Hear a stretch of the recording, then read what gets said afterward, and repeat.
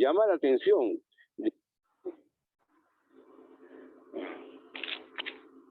Llama la atención que en 300 años nunca se haya publicado el documento fundacional.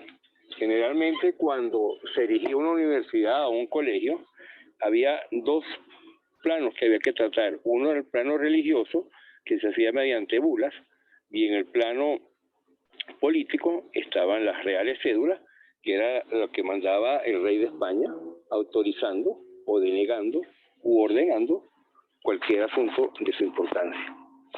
Entonces, el tema que vamos a conocer, o nuestro principal meta es hacer, no en este momento, pero sí en el transcurso del año que viene, el año conmemorativo, un libro que se llame Historia de la Universidad Central de Venezuela a través de sus documentos fundacionales. Y quisiera, bueno, pedirle apoyo, por ejemplo, a las personas que hiciéramos un grupo de investigación para dar a conocer lo que es la importancia de nuestra casa de estudio, que sin importar el dinero, sin importar los fondos, ella es la primera casa de estudios superiores y la institución cultural más antigua y fecunda del país.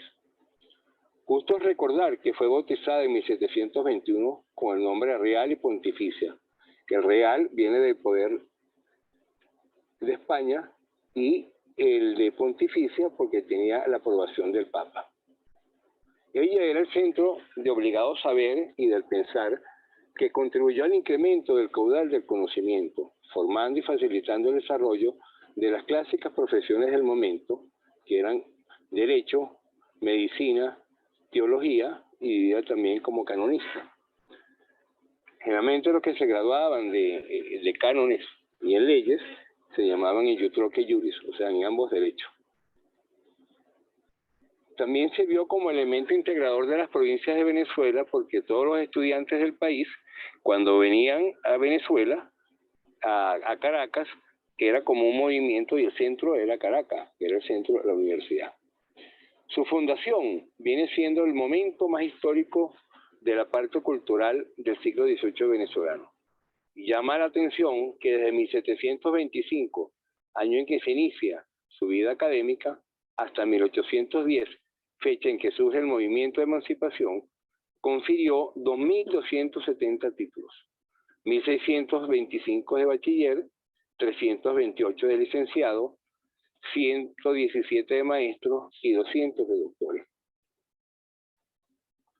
Si dirigimos una mirada, aunque sea superficial, a nuestro pasado, observamos que la universidad es la madre intelectual y la fuente del saber de muchos de los ilustres próceres de la independencia que nos legaron ejemplos de virtudes patrióticas y que el Libertador decretó su organización con trascendentales mejoras, a tal punto que el acuerdo de la Junta General de Gobierno de la Universidad Central de Venezuela relativa a los honores fúnebres del Libertador Simón Bolívar, el 26 de noviembre de 1842, nombra al Libertador como patrono y benefactor de la universidad.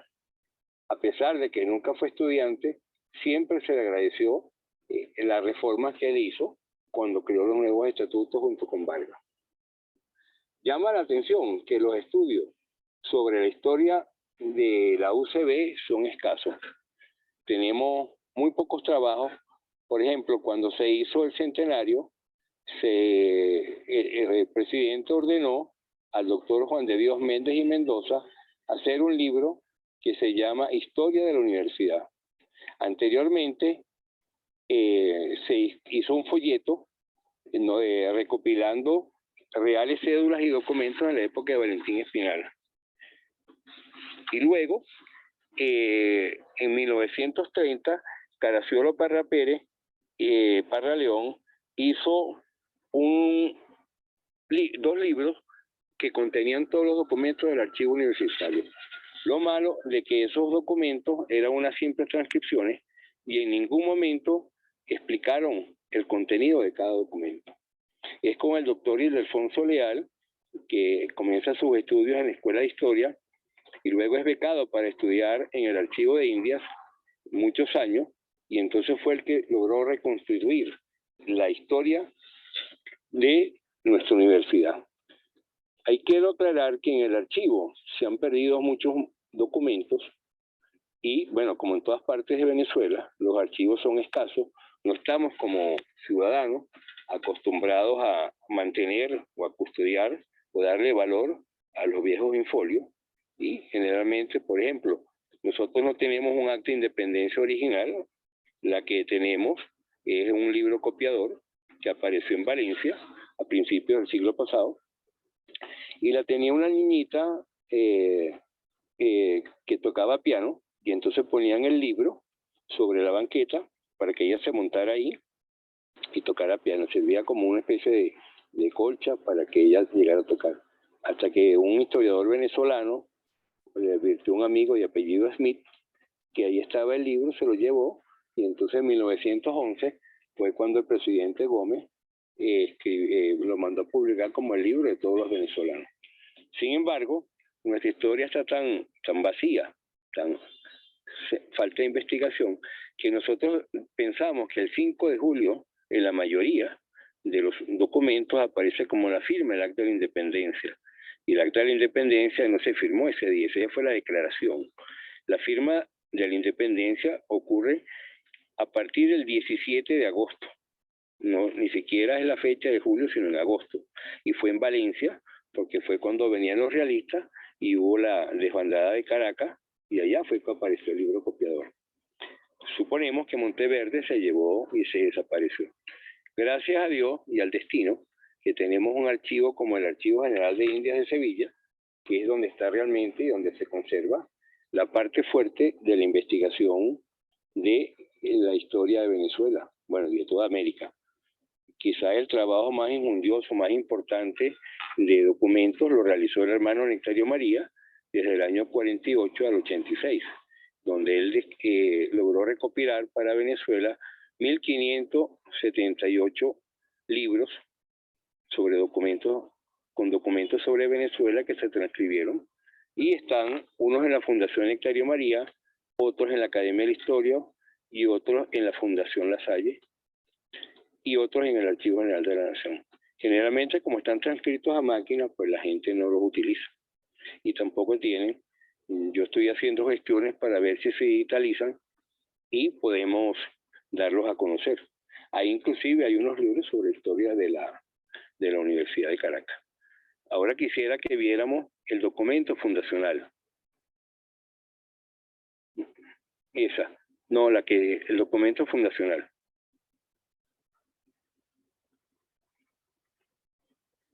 Estas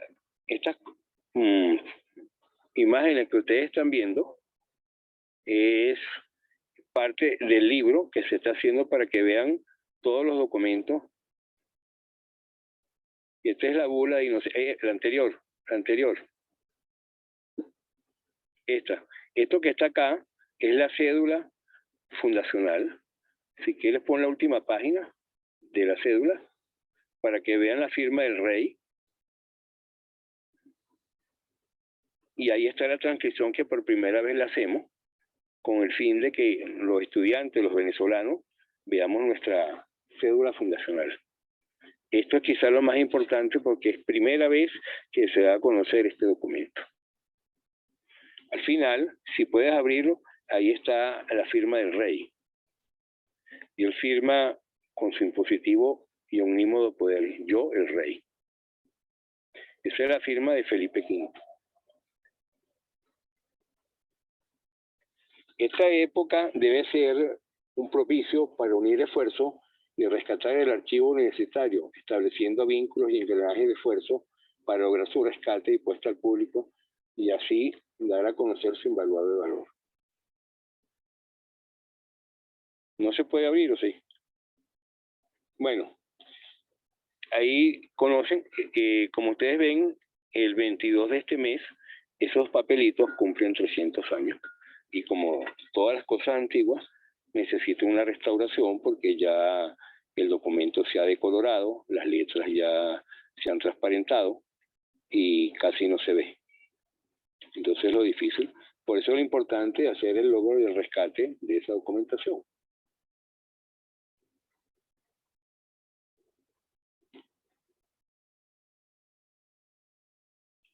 Siendo una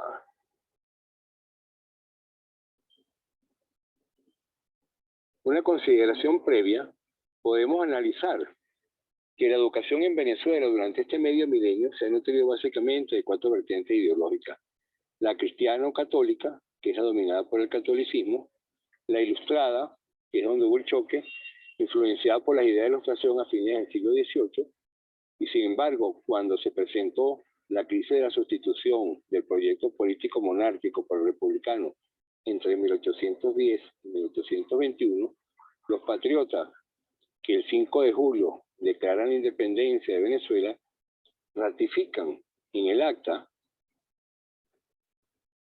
el acontecimiento, su adhesión a la religión en sus mayores, considerando como el primero sus deberes, el deseo de vivir y morir libre, creyendo y defendiendo la santa, católica y apostólica religión de Jesucristo como el primero de nuestros deberes, y en el mismo documento se invoca el vínculo de religión junto con los nexos de sangre y de lenguaje, como elemento fundamental para abonar la concordia y crear la relación de solidaridad necesaria para afrontar los riesgos de independencia.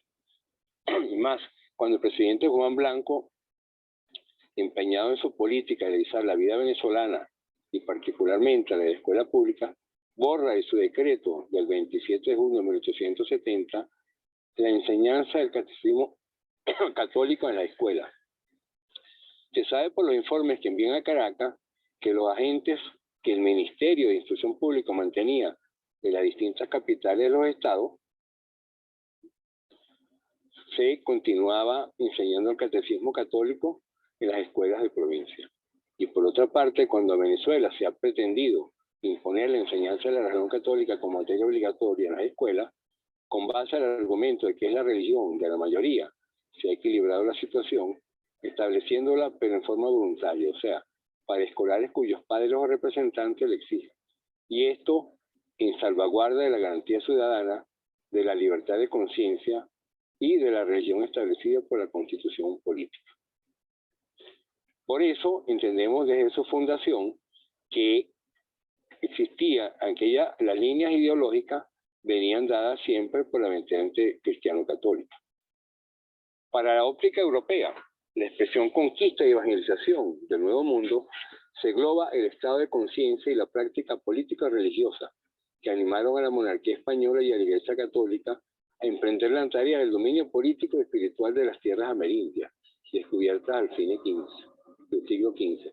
En esa empresa, ambas potestades, la monarquía y la Iglesia, estaban consustanciadas en el propósito de la conversión de los pobladores de las tierras descubiertas a la religión católica. Esta solidaridad política religiosa aparece precisamente en los documentos de la época. La recopilación de las leyes de India, que contiene la exhortación de la Santa Fe Católica y como la que debe criar todo ser cristiano. Se abre con tal declaración porque el primer cuidado de la monarquía, dice allí, es la conversión de los naturales a la fe católica para asegurarle la eterna salvación. Don Manuel José de Ayala, que fue el primero que hizo una recopilación a las leyes de India, comenta ampliamente al referirse a esta ley el carácter sagrado que tiene la persona del rey, al punto que participa de la divinidad y llega a ser hombre nuevo apenas lo revisten de esa dignidad justa.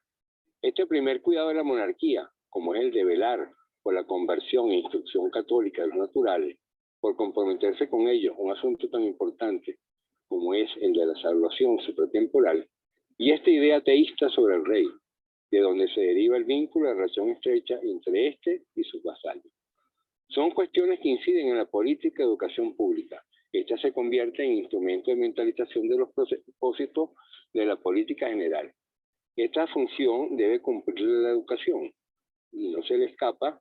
El aludido comentarista y sobre particular escribe que el mejor medio para hacer a los vasallos obedientes a las leyes que prescribe el soberano es establecer un buen orden y una buena disciplina para la educación de los hijos, inspirándole muy desde luego la religión cristiana y estableciendo para este efecto ministros que la prediquen, tanto con su ejemplo como sus instrucciones. Por lo que, además de que esta divina religión enseña el camino a la salvación eterna, contiene asimismo una moral perfectísima cuyas máximas saludables y capaces también de producir sentimientos de buen ciudadano y de buen vasallo. No pueden todas ellas ser prescritas y mandadas con autoridad por las leyes civiles. Conduce también infinito para hacer a los vasallos obedientes, rectos y buenos ciudadanos. Erigir y establecer buenas escuelas públicas en donde solamente se enseñen conocimientos sólidos y útiles a la vida, y no ciencias ridículas, funestas, investigaciones extravagantes y ociosas. Dentro de tal dirección, la actividad educacional se hace sinónima de actividad catequizadora, formadora de conciencia cristiana, y está muy asociada como parte esencial del proyecto político hispano que procura implantar en las tierras descubiertas en 1492 y por descubrirse. El fundamento y razón de tal orientación política está en las bulas alejandrinas de 1493, mediante las cuales el Papa Alejandro VI, en virtud de su poder moderador comunitario de Cristo, una vez conocido el hallazgo, dona y concede a los reyes Fernando e Isabel y a sus sucesores las indicadas tierras basadas en la doctrina teológica jurídica acogida en la época por diferentes pensadores españoles. Entre los títulos de esta propagación de la religión cristiana dice: los cristianos tienen derecho a predicar y anunciar el evangelio en las provincias de los bárbaros, porque aunque el Papa no sea señor temporal, según hemos dicho, tiene no obstante potestad en las cosas temporales, en orden a las espirituales. Y como especialmente corresponde al Papa procurar la promoción del evangelio en todo el mundo, si para la predicación del evangelio en aquellos territorios tienen más facilidad los príncipes de España, puede encargárseles a ellos y prohibirla a todos los demás. Y no solo puede prohibir a estos últimos la predicación, sino también el comercio, si así fuera conveniente a la propagación de la religión cristiana, puesto que se puede ordenar las cosas temporales como convenga. Como podemos observar, todos estos temas están siempre supeditados a la cristianización de las nuevas tierras descubiertas. Si vemos el origen de la Universidad de Caracas, desde el mismo año de la fundación, en 1567, los primeros pobladores comenzaron a preocuparse no solo por el ensanche y crecimiento de la nueva villa, sino también por la instrucción pública. Pronto aparecieron las escuelas de primeras letras, unas de carácter privado, otras protegidas por el cabildo secular. Luego se instaló una clase de gramática con el auxilio del clero de la corona, y por último entraron en la opción educadora los conventos, con sus cátedras de filosofía y teología. Maestros, preceptores de gramática y frailes fueron los pioneros de la enseñanza en la ciudad de Santiago León de Caracas. Durante los siglos XVI y XVII, Caracas se nos presenta como un pobre caserío, azotado por las epidemias, las malas cosechas, el escaso comercio, las rivalidades de los gobernadores y los obispos. Y por eso no poseyó desde sus comienzos, como otras ciudades hispanoamericanas, colegios, universidades, academias, palacios, ricos claustros, territorios hermosos y obras de arte. Caracas tuvo que esperar hasta el siglo XVIII para contar con una universidad y para que el cultivo del tabaco y del cacao diera prosperidad a los habitantes.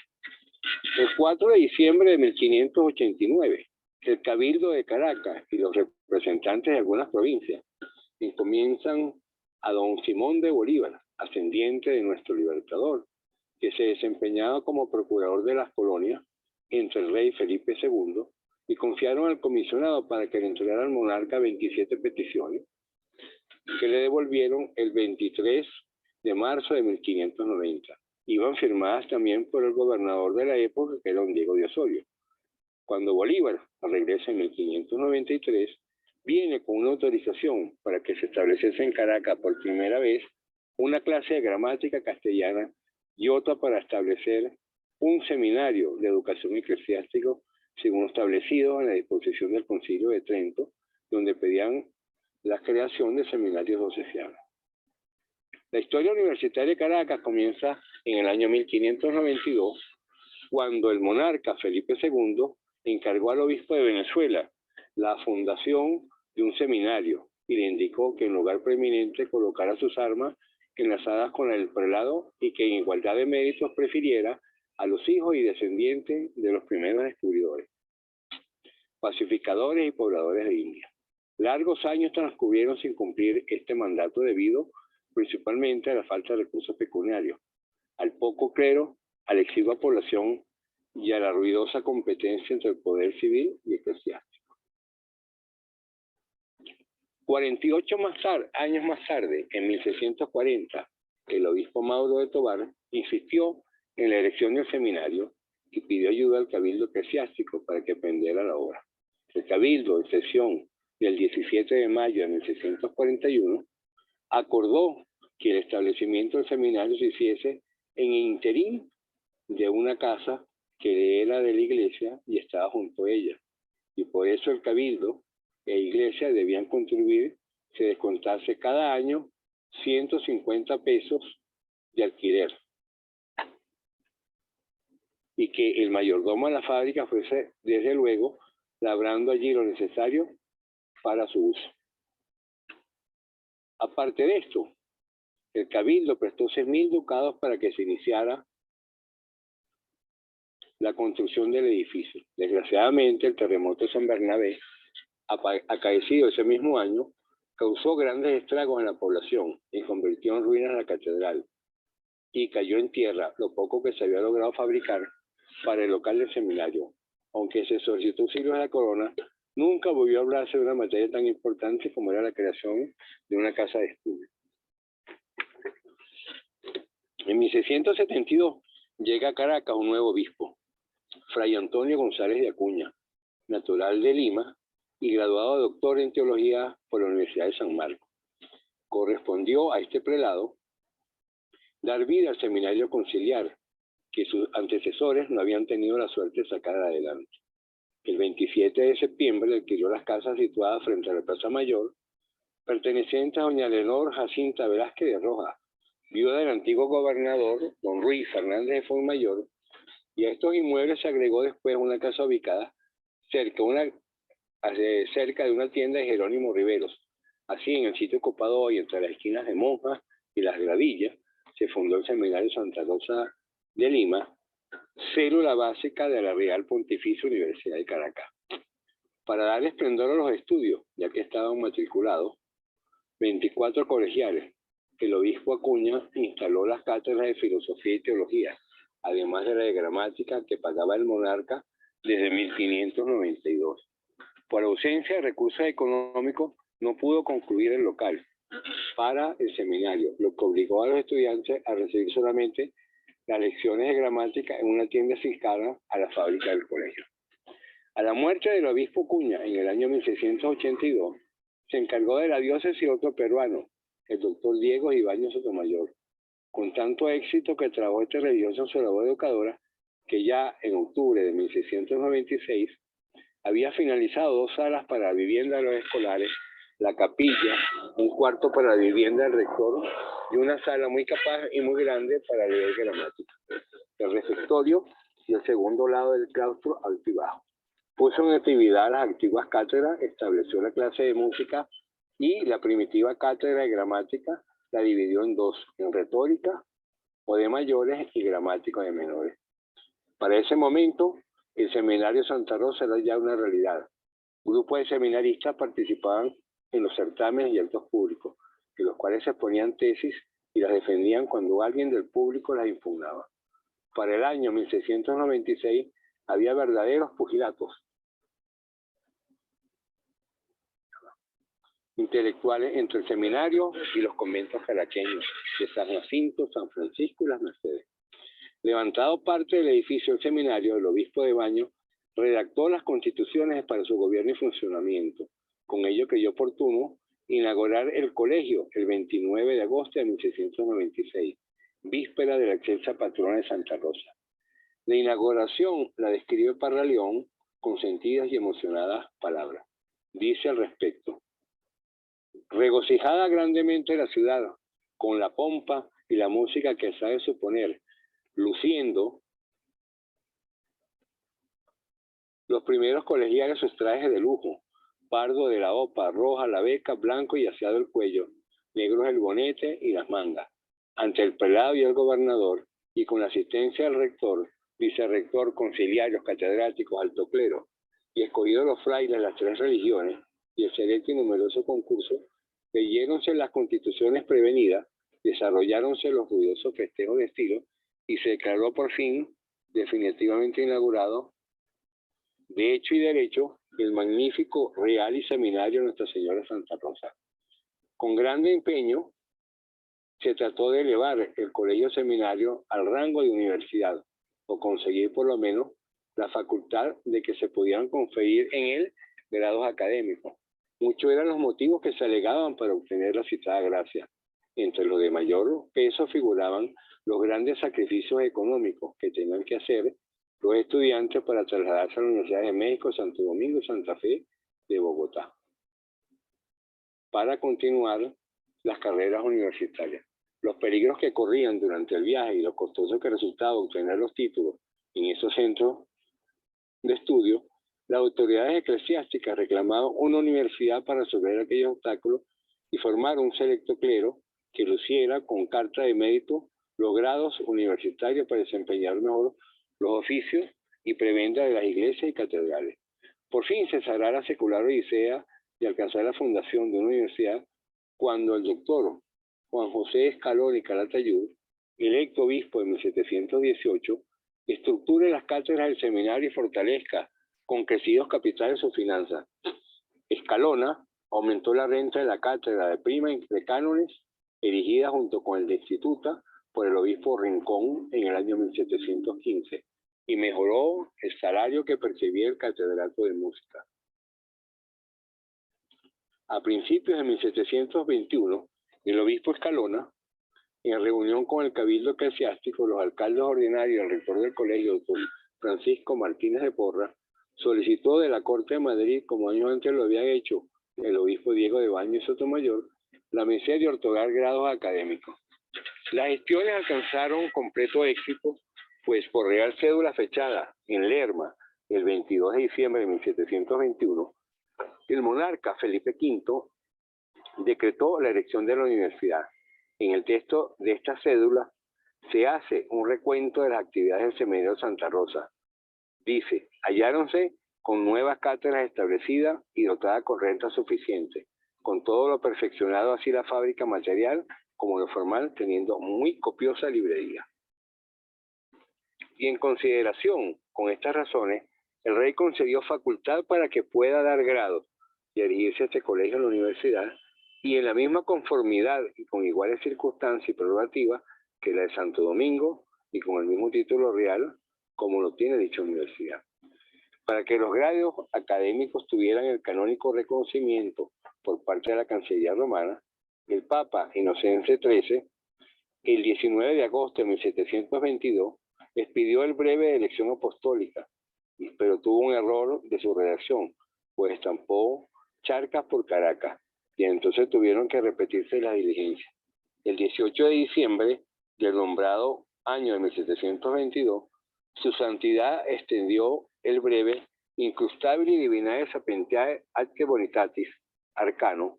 Una transcurrieron todavía 2 años y medio desde el 10 de febrero de 1723, fecha del pase en el Consejo de Undia, hasta el 9 de agosto de 1725, para que el obispo Escalón y Calatayud declarara por erigida, instituida y fundada dicha Universidad de Estudios Generales con el título de Real y Pontificio. A objeto de proclamar el nacimiento de la universidad, se reunieron en la capilla del seminario los personajes más importantes de Caracas.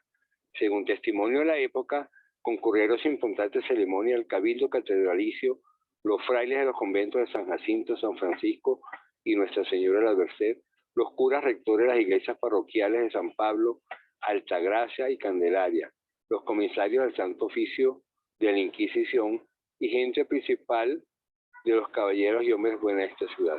Presentes estaban también los alumnos y profesores del Colegio Santa Rosa y el obispo de la diócesis, doctor Juan José Escalón y Calatayud, y así congregados en la capilla, en el lugar y asiento de su correspondencia, el secretario del seminario, doctor José Felipe Martínez, leyó la Real Cédula de Felipe V y el breve del Sumo Pontífice. A continuación, Escalona procedió a dar posesión del cargo de rector de la universidad al doctor Francisco Martínez de Porra, antiguo colegial del seminario y rector del mismo instituto. Para cerrar el acto de la catedral se cantó un Tendeo Laudemus y se disparó mucha invención de fuego en la Plaza Mayor, hoy Plaza Bolívar. Y repicaron las campanas de las iglesias, los conventos y capillas. Como nota de alegría, los músicos estuvieron tocando por mucho tiempo sus clarines y chirimías, y así quedó definitivamente fundada la Real y Pontificia Universidad de Caracas. La universidad inició su vida académica con un total de 9 cátedras y fueron los siguientes funcionarios: el rector Francisco Martínez de Porra, vicerrector Jerónimo Herrada, secretario José Felipe Martínez, administrador José Francisco Ancibero, juez de estudio Blas Arraez, catedrático de Teología de Prima Antonio de Tobar, de Teología de Vísperas Jerónimo Herrada, de Cánones Agustín de Istúrez, de Instituto de Leyes Ángel Barrameda, y de Teología Moral don José Machado, de Filosofía Francisco Gómez de Castro, de Medianos y Mayores Francisco de Vargas, de Gramática de Menores Francisco de la Vega y de Música o Canto Llano Francisco Pérez Camacho. Sin tener un edificio propio, con una biblioteca pobre, con profesores que apenas ganaban 16 pesos mensuales y con 60 estudiantes, la universidad comenzó a divulgar la ciencia al pequeño ciudad de Santiago León de Caracas. Los 2 títulos de Real y Pontificia Universidad indicaban que la comunidad universitaria está obligada a guardar fidelidad tanto al monarca y al clero, velando por la pureza de la religión católica. Pero antes de que la universidad cumpliera su primer siglo de vida, los alumnos y catedráticos se rebelarían contra el poder absoluto de los reyes y la intolerancia religiosa. Es en el periodo republicano, la universidad modifica su nombre, el sello y los estatutos. Por ley de estudios del año 1826, deja de ser Pontificia y Regia para denominarse Universidad Central de Venezuela. Y por decreto del 10 de junio de 1827, adopta un sello acordado para las universidades gran colombianas. El mencionado decreto dice así: el sello de las universidades de la República tendrá el nombre de la universidad respectiva en el centro de las armas de la República y debajo de estas un libro abierto con los instrumentos de la ciencia de uno y otro lado. Bolívar promulga los nuevos estatutos republicanos el 24 de junio de 1827 y ya en la segunda mitad del siglo XIX, en 1856, la universidad se independiza del Seminario Santa Rosa para trasladar sus cátedras, sus gabinetes y museos al viejo edificio que había ocupado el convento de San Francisco. En los tiempos de Guzmán Blanco se realiza la reforma total de la fachada de la antigua universidad. Ahí tenemos la foto de la renovación.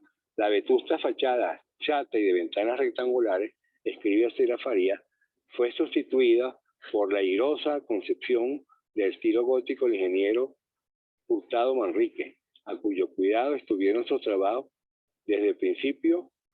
El 28 de octubre de 1875, que es el día de las fotos, fue inaugurada la reformada sede de la universidad. Sin embargo, en el año 1910 fueron decretadas nuevas obras en la parte sureste del edificio para la instalación de los laboratorios y gabinetes de física, química, historia natural y bacteriología, y para el funcionamiento de la Escuela Nacional de Ingeniería.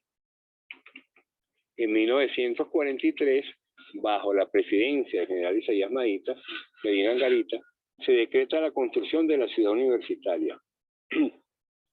Y 10 años más tarde abandona los viejos claustros de San Francisco, donde la institución vivió casi 100 años de historia, para ocupar las actuales y modernas instalaciones que hoy resultan estrechas para alojar a los miles de estudiantes, profesores y empleados administrativos y técnicos.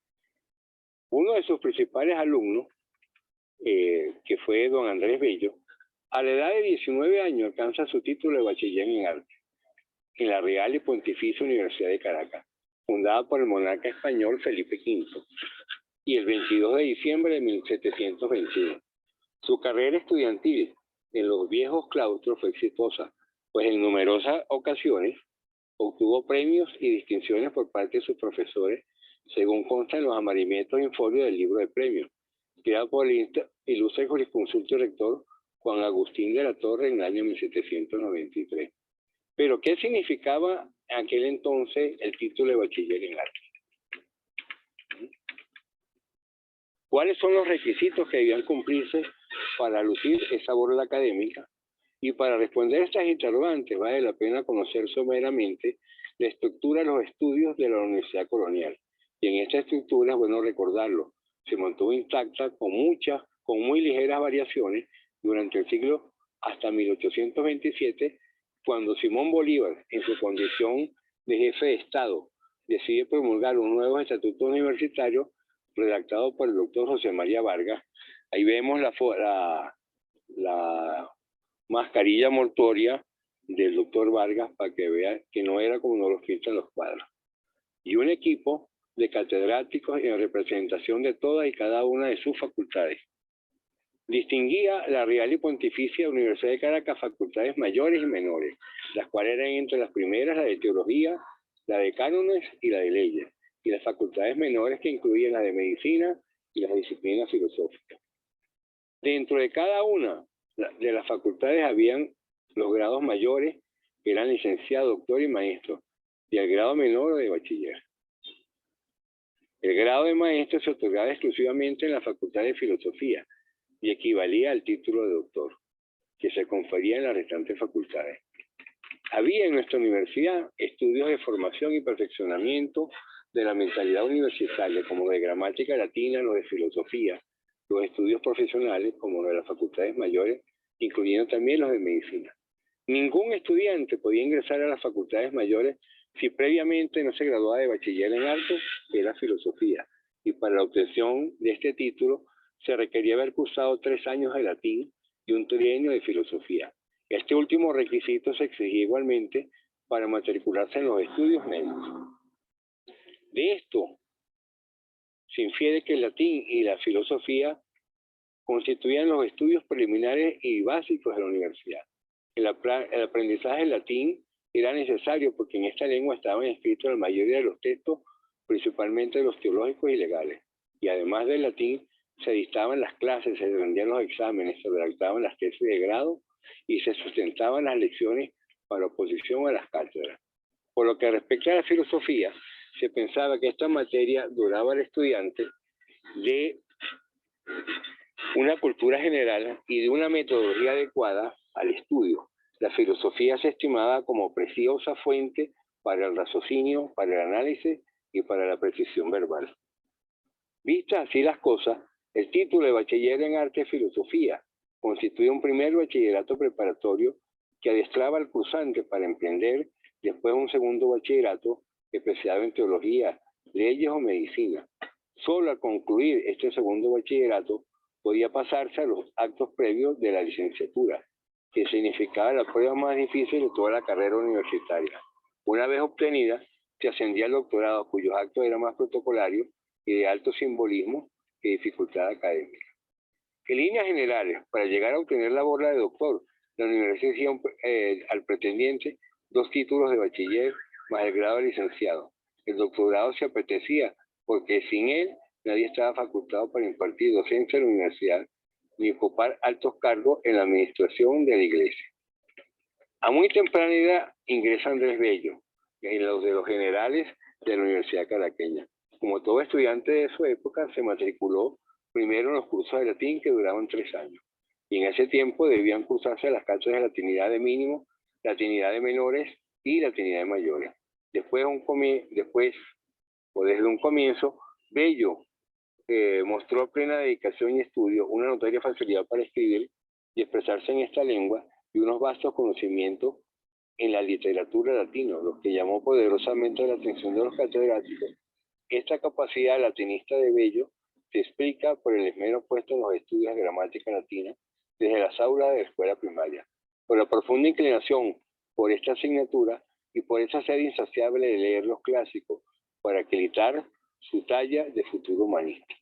En septiembre de 1797, cuando apenas era un adolescente de 6 años, Andrés Bello comunicó al cancelario de la Universidad, doctor Pedro Miguel Martínez, la conclusión del trienio de latín y su disposición de pasar a oír el curso de ciencia que se leería en la mencionada Universidad de Caracas. Previo a la presentación de la partida de Botima, y otro documento autorizó la inscripción. Desde finales de 1797 hasta mayo de 1800, Bello cursó el trienio de filosofía que abarcaba 3 horas diarias de clase. Según lo estableció las constituciones universitarias, en el primer año el catedrático leería lógica, metafísica, según todo el pensamiento de Aristóteles. Se buscaba, con un ciclo filosófico, que el alumno adquiriera un conocimiento completo de la ciencia profana, partiendo de la lógica o arte de usar bien la razón, pasando después a la física, que trataba de los principios y propiedades de los cuerpos naturales y fenómenos, para concluir con el estudio de la metafísica, que, como es sabido, se ocupaba de las sustancias incorpóreas y de Dios. Nada difícil resultó a don Andrés Bello aprobar los 3 años de filosofía para recibir el grado de bachiller. Airoso salió de las pruebas y en defensa de la tesis sustentada ante el jurado examinador. En el expediente universitario que reposa en el archivo de la universidad, constan todas las diligencias exigidas por los estatutos universitarios. Allí se detallan las informaciones con presencia de testigos, el acta matrimonial de su padre que pudo presentar a Andrés Bello para lograr la limpieza de sangre, que era un requisito exigido, y demostrar que él, sus abuelos y sus padres eran notoriamente blancos, de conocida estimación, y que no habían sido condenados por el tribunal de la institución, y que el propio graduando era hijo legítimo, educado cristianamente y que nunca había dado ninguna mala nota de su persona. Evacuadas estas informaciones, aprobada la tesis de grado, que también figura en el expediente, pagados los derechos correspondientes, 23 pesos de plata, don Andrés Bello recibió el 14 de junio de 1800, en ceremonia pública efectuada en la capilla universitaria, el título de bachiller en arte de manos del rector José Vicente Matellanda. Fue aquel día una fecha memorable en los anales de la universidad, pues con el tiempo la figura de Bello se agigantaría como un humanista de resonancia universal. Su paso por las aulas universitarias caraqueñas, aunque un tanto fugaz, tembló su espíritu para el estudio, para la educación y para plasmar una voluminosa obra enciclopédica que todavía hoy asombra por su erudición y hondo contenido científico y humanístico. Debemos al profesor Pedro Grace, el hombre que se dedicó a enseñarnos a Andrés Bello. Antes de finalizar, quiero contarle unas anécdotas porque Bello tenía percepciones extrasensoriales. En la poesía de Bello, la muerte es una idea dominante. Le preocupó el más allá y aún ciertos fenómenos psíquicos como la telepatía, que sin tener todavía una ley para que los explique, son hechos ciertos. Una noche, por ejemplo, Bello despertó angustiado por una voz que le dijo: murió.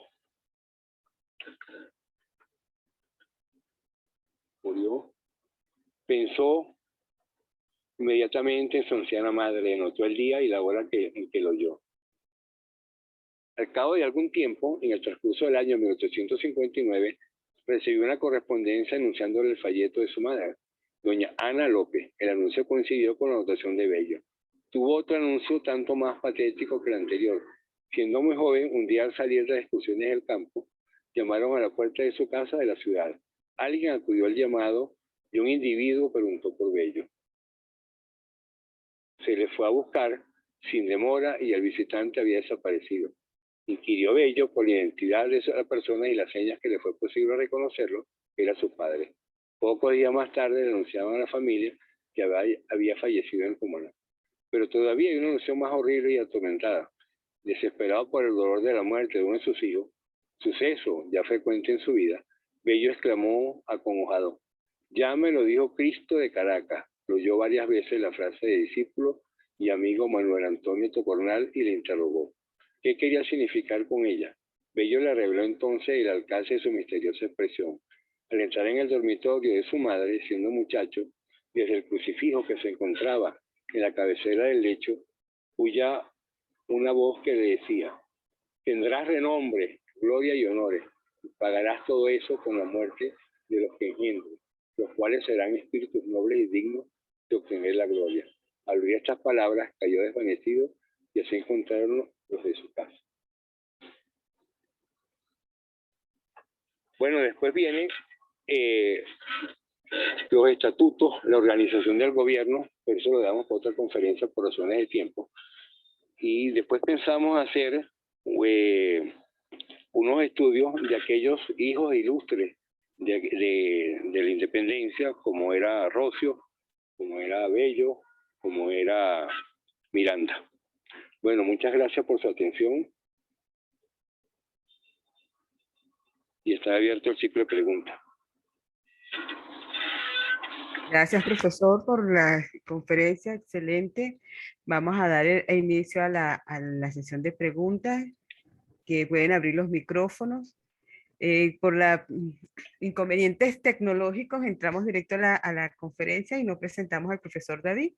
El profesor David es historiador, bibliógrafo y documentalista, egresado de la Universidad Central y se desempeñó como agregado cultural para investigaciones históricas de la Embajada de Venezuela a España.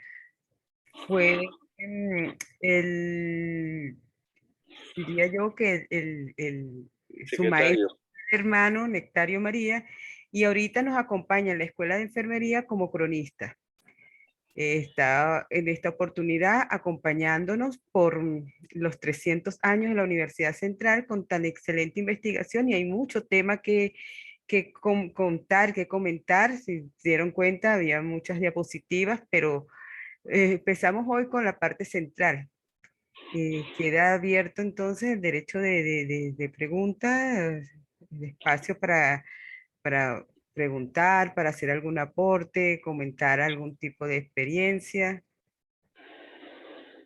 Por aquí tenemos en el chat a la profesora María Álvarez, que nos dice que, como siempre, profesor, nos deleita con cada detalle de sus investigaciones, de repetirse de manera presencial. Gracias. De manera presencial, bueno, vamos a esperar que la pandemia nos permita, seguiremos con el ciclo de conferencia virtual, pero en la medida que nos dé la apertura a esta nueva forma de vivir, pues la estaremos compartiendo. Si alguien quiere hacer un comentario.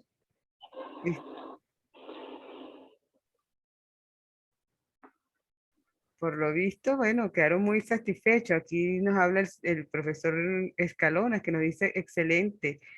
Pero ¿qué llevó a Bello a Chile, qué llevó a Bello a Chile donde casi muere de hambre? Pregunta el profesor Roger Escalona.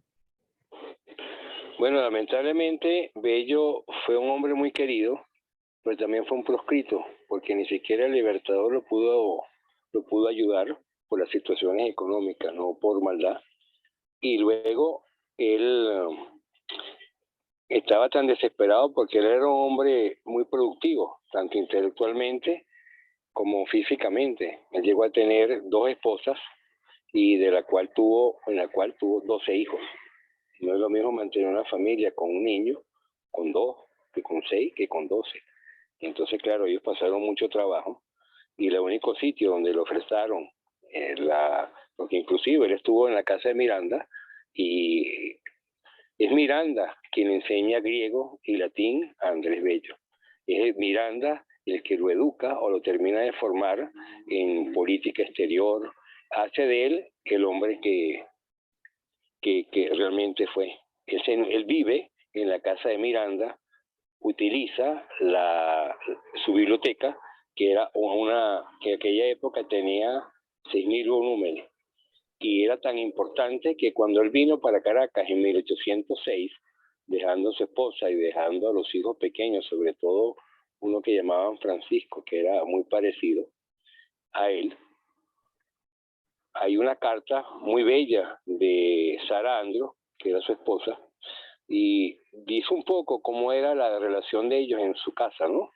Y le decía, como yo fui tan malcriada contigo, bueno, no le dice contigo, en aquella época se decía de usted, yo le voy a complacer y dime cómo voy a educar a nuestros hijos.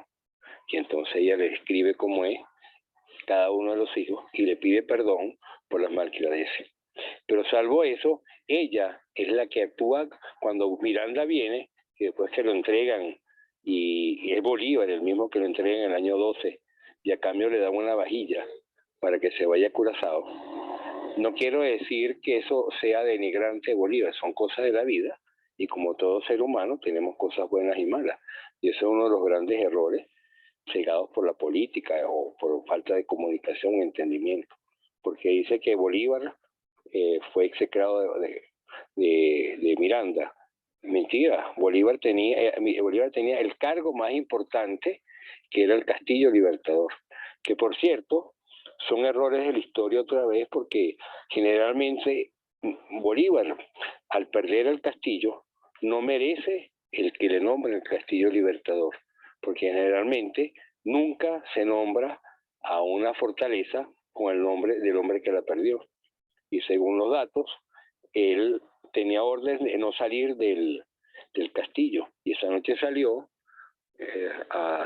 con unas chicas, llegó ebrio, y entonces llegó el abuelo de Antonio Guzmán Blanco y no lo dejó entrar.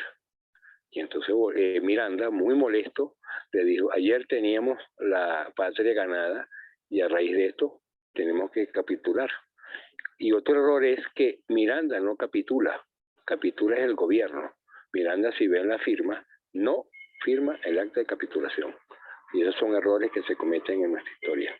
Bueno, y volviendo al tema de Bello, es Bello al que al final le corresponde y es el que hace el catálogo de la biblioteca de Miranda, que a Caracas negarlo, a Colombia negarlo, la compra. Entonces la esposa se ve obligada a vender o a subastar su biblioteca en Londres. Y gracias a Pedro Gracia se consigue por primera vez el catálogo de los libros de Miranda, donde tú puedes analizar la cantidad de los libros y la cultura que él mantuvo, a pesar de que él narra en sus diarios, que fue muy interesante el diario, que vale la pena que lo leyeron. Ahí habla todos los libros que leía, los viajes que hizo, las veces que hacía el amor. Entendamos que él no era, ese diario no era para el público, era para sus hijos, pues era un diario muy personal. Y al final los hijos no lo quisieron, y entonces gracias a Caracciolo Parra Pérez, que lo manda a comprar en el Foreign Office a través de un señor Stam, que fue el que realmente consiguió el archivo de Miranda, y desgraciadamente desde 1978 hasta ahora el archivo no ha sido completado. Desde el año 2000, o sea, tiene 21 años y no se ha publicado el archivo completo, mientras que el de Bolívar está totalmente.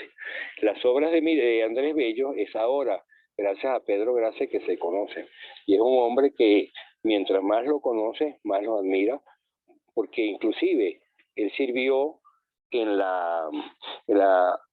como usted es médico, en la expedición de la vacuna. Él fue el que recibía y el encargado de llevar a la gente que vino a poner la vacuna aquí en Caracas, la vacuna de la viruela. Y todo eso lo hace él en una revista que llaman la Revista Americana, que también vale la pena. Yo quisiera, los que puedan unir esfuerzos, porque yo anhelo una biblioteca virtual, de modo que en estos momentos donde la gente no tiene posibilidades económicas como había antes, pues que tenga opción a una computadora o a copiarlo en un pendrive y leer las grandes obras clásicas de nuestros próceres, tanto de la independencia como de la literatura. Venezuela es un país muy rico, pero hay que hacer una biblioteca virtual. Y esa pobreza es la que lo lleva a Chile, porque es el único país que le ofrece sus posibilidades económicas, le ofrece un cargo de rector vitalicio. ¿Sí? Además fue la organización de toda la parte del derecho y del área educativa. Yo recuerdo que en el año 92, para concluir, yo estaba en Sevilla como coordinador de prensa de la Expo y me tocó ir al pabellón de Chile. Claro, cuando venían los presidentes a mí me tocaba guiarlo.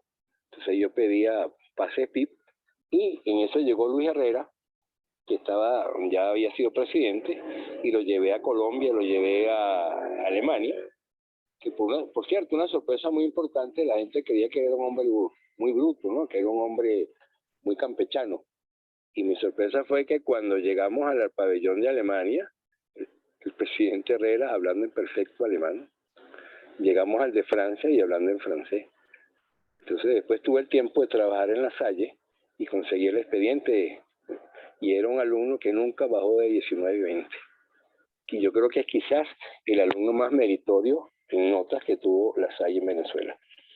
Bueno, y llegamos al pabellón de Chile y el regalo que le daban era unas fotografías de Andrés Bello como el creador de la educación de Venezuela, y regalaban una piedrita de la perla azul a la gente que iba. Y me llamó la atención, nosotros como venezolanos ni lo tomamos en cuenta. Y para los chilenos, que es el literato y el hombre más, el hombre de leyes, el hombre más claro o más preclaro que tiene Chile. Esa es nuestra nación. Espero haber contestado su pregunta.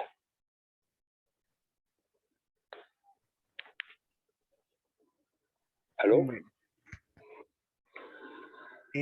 Parece que sí, no nos escribe nada por el chat, el profesor Robert. Dado el tiempo, ya son las 6:22, estamos de las 5 de la tarde. Le doy las gracias a todo el público que nos acompañó hasta ahorita. Fue una conferencia bastante amena. Esperamos que para el año que viene tenemos otras conferencias más dedicadas al tricentenario de la Universidad Central de Venezuela y en vías de los 30 años de la Escuela de Enfermería. Estas conferencias están coordinadas y planificadas para conmemorar a la casa que vence la sombra. Gracias por su participación. Nos esperamos para las próximas conferencias. Los estaremos invitando. No sé si el profesor David se quiere despedir. Bueno, muchas gracias por oírlo y estamos siempre a su orden y esperamos ir ahora a trabajar con ya de los del tricentenario, saber cómo se celebró el centenario, el bicentenario y cómo estamos celebrando el tricentenario, que ha pasado debajo de la mesa y creo que seguirá pasando. Si nosotros los venezolanos no atendemos nuestra patria, nos va a pasar como el rey Nazarí cuando le entregó la ciudad de Granada a los reyes católicos. Salió, al salir, volteó hacia atrás y miró la ciudad perdida. Y su mamá le dijo, no llores como mujer lo que como hombre no supiste defender. Y así no va a pasar como nos sigamos descuidando de nuestro país. Muchas gracias. Gracias a todos. Nos vemos en las próximas. Nos vemos en digital el año que viene. La estaremos invitando y que disfruten estas Navidades lo máximo que puedan. Hasta el año que viene. Feliz 2022.